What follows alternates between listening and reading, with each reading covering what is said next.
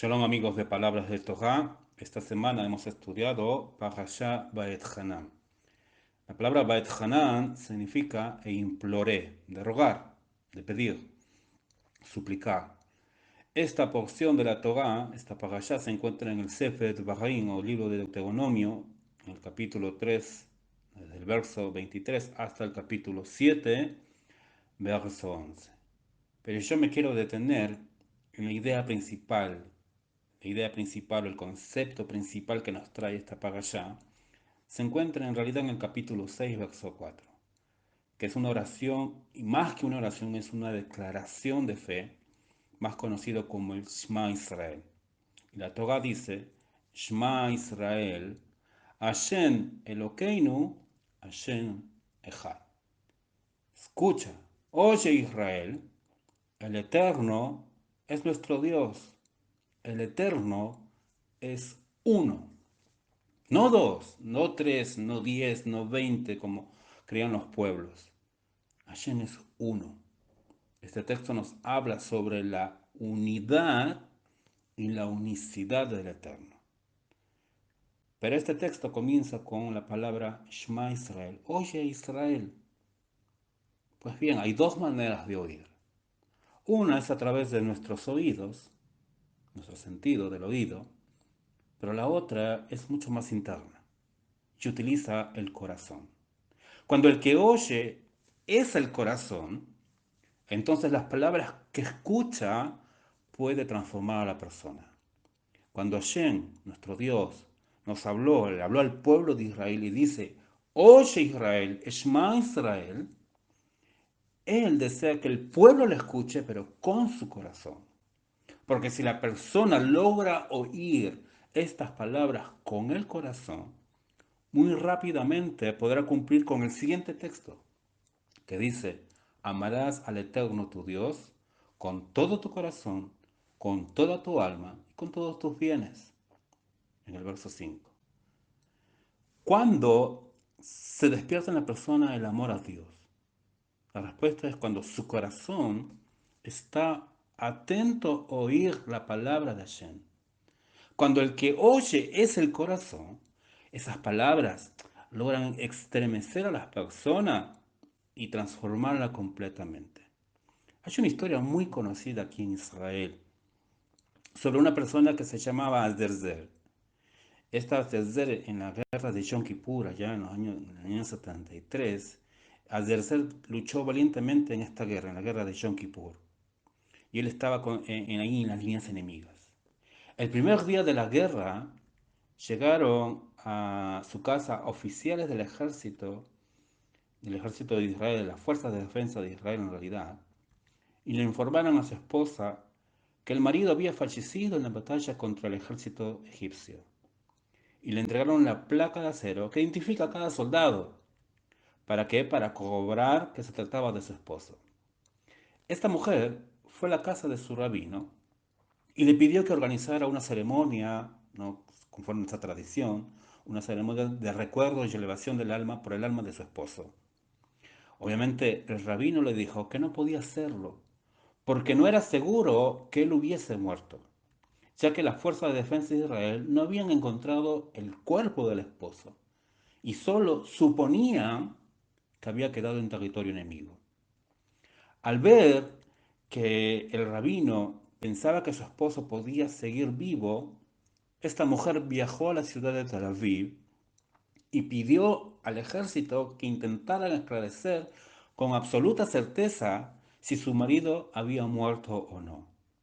Después de una meticulosa investigación, le respondieron que no tenían ninguna duda respecto a que su esposo había fallecido en la batalla y que si alguno sostenía que seguía con vida era responsabilidad de esa persona demostrarlo.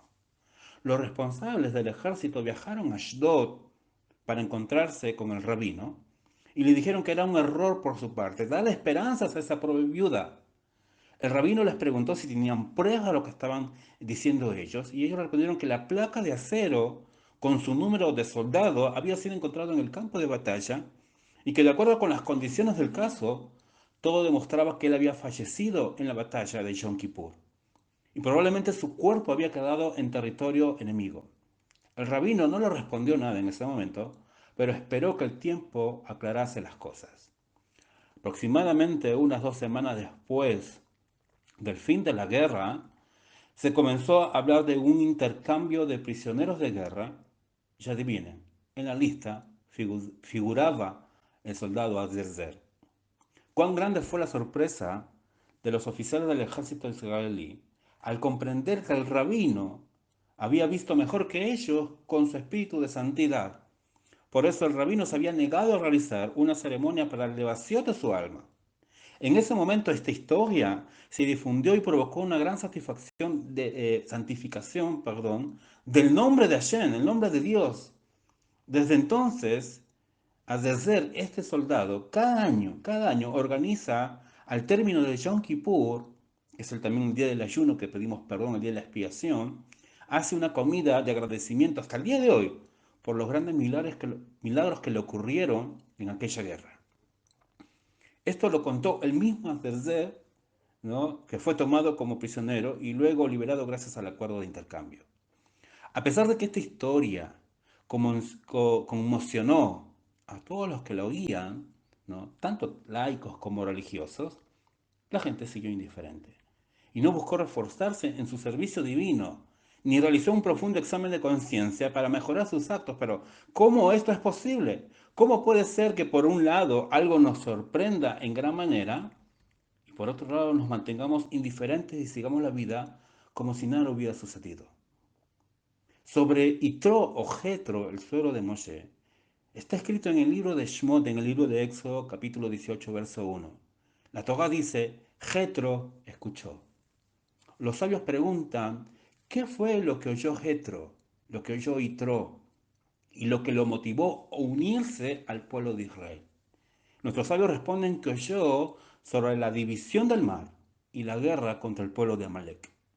Sin ninguna duda, Jetro no fue el único que oyó que habían sucedido estos milagros. De hecho, el mundo de aquel entonces, el mundo entero de aquel entonces, supo los grandes milagros que Dios había hecho al sacarlos al pueblo de Israel, al sacarlos de Egipto.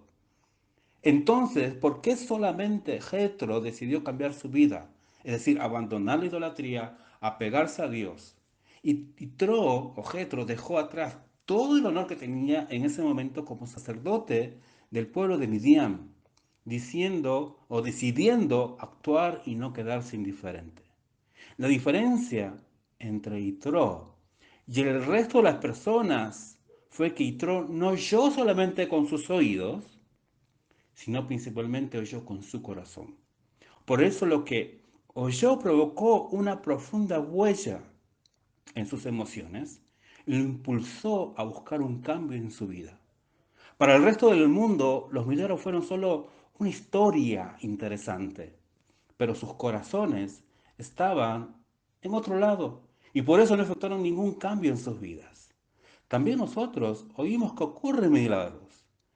En el momento mismo que nos sorprendemos y decimos: cuán grandes son tus obras, oh Eterno, que esto está escrito en el libro de los Salmos, del capítulo 104, verso 24, pero ¿acaso ese asombro nos lleva a cambiar algo? ¿Acaso nos ayuda a ser menos indiferentes y mejorar nuestras cualidades? Si queremos que los milagros de Dios puedan sacudirnos de nuestra indiferencia, tenemos que oírlos con el corazón y no como si se tratara de una noticia más. Eso es lo que nos quiere enseñar el Shema. Oye Israel, con tu corazón, el Eterno es uno.